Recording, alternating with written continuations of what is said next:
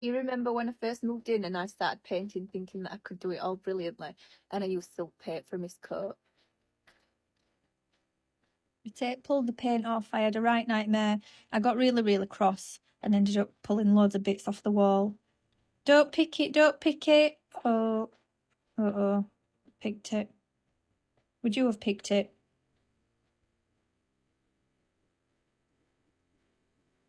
Wow, now that's an unfortunate thing to happen. I've seen this plenty of times where somebody didn't prime the drywall and sealed it, and then later on the paint just peels off like this.